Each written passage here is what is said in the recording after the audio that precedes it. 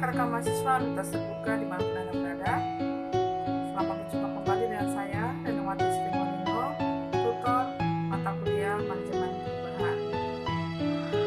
Pada sesi kedua ini, kita akan mempelajari dua pokok bahasan, yaitu faktor pendorong perubahan organisasi dan tipologi perubahan organisasi. Terdapat dua kondisi paradoksional atau berlawanan yang dihadapi oleh para manajer dalam menjalankan organisasi, yaitu satu, menjaga organisasi dalam keadaan stabil. Menurut pandangan klasik bahwa organisasi berkinerja baik jika dalam kondisi stabil. Yang kedua adalah melakukan perubahan terus-menerus agar organisasi dapat beradaptasi dengan lingkungan dan tetap dapat bertahan dalam persaingan. Oleh karena itu, agar manajer dapat mengambil keputusan yang benar dan efektif dalam kondisi yang paradoksional tersebut, maka manajer harus mampu memahami sifat-sifat organisasi dengan baik. Salah satunya adalah dengan membuat metafora organisasi.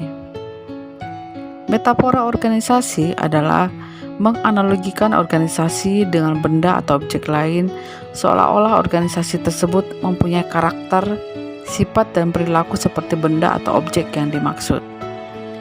Nah, ada 8 metafora organisasi yang dipaparkan oleh Image of Organization.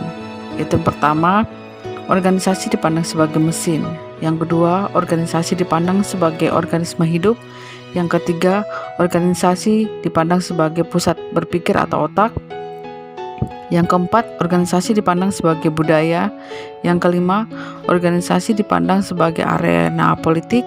Yang keenam, organisasi dipandang sebagai alat pengendali psikis. Yang ketujuh, organisasi dipandang sebagai tempat perubahan dan alat transformasi. Yang kedelapan, organisasi dipandang sebagai alat dominasi. Nah, pada saat ini juga kita akan mempelajari mengapa organisasi berubah. Ada dua alasan, yaitu yang pertama, alasan ekonomi atau disebut dengan teori E, yaitu organisasi harus berubah agar dapat meningkatkan kepuasan pemegang saham atau pemilik organisasi. Hal ini berorientasi pada profit.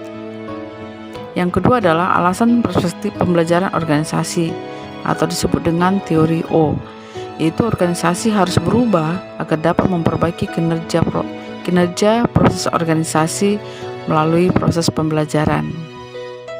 Nah, ada faktor lain yang mendorong organisasi untuk berubah, yaitu yang pertama itu tekanan dari lingkungan eksternal berupa satu, mengikuti tren perubahan yang terjadi pada industri. Yang kedua, keharusan melakukan perubahan. Yang ketiga, perubahan geopolitik.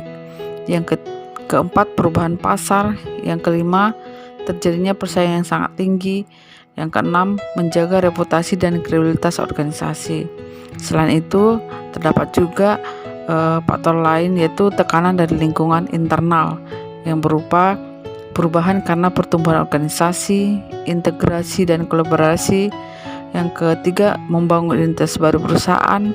Dan yang keempat itu kehadiran pimpinan baru. Untuk pokok bahasan kedua, kita akan mempelajari mengenai tipologi perubahan organisasi.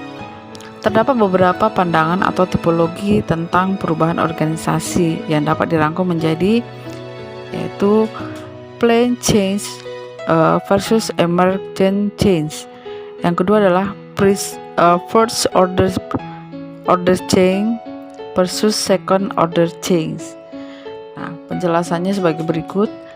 Plain change merupakan proses perubahan terencana melalui 4 fase, yaitu ada fase eksplorasi, fase perencanaan, fase tindakan, dan fase integrasi. Sedangkan emergent change adalah perubahan yang tidak direncanakan, yang merupakan proses perubahan yang terus berkembang dan secara alami tidak bisa diprediksi. Nah, sedangkan first order change versus second order change, first order atau disebut juga alpha change atau simple loop merupakan perubahan yang dimaksudkan agar kondisi organisasi dapat beroperasi lebih lancar. Sedangkan second order change atau disebut juga gamma change atau double loop merupakan perubahan mendasar yang bersifat transformasional, radikal, dan fundamental, sehingga mengubah tatanan inti organisasi. Nah, materi-materi di atas terdapat di modul 2 buku manajemen perubahan. Silakan mahasiswa untuk membaca dan juga memahaminya. Forum diskusi 2 sudah dibuka, silakan aktif di dalamnya, dan forum diskusi 1 masih dapat diakses sampai tanggal 25 April 2021. Oleh karena itu, mahasiswa masih dapat memberikan tanggapan dalam forum diskusi 1. Dan jangan lupa juga untuk mengerjakan kuis. Demikian yang dapat saya sampaikan. Tetap semangat dan jaga kesehatan. Terima kasih.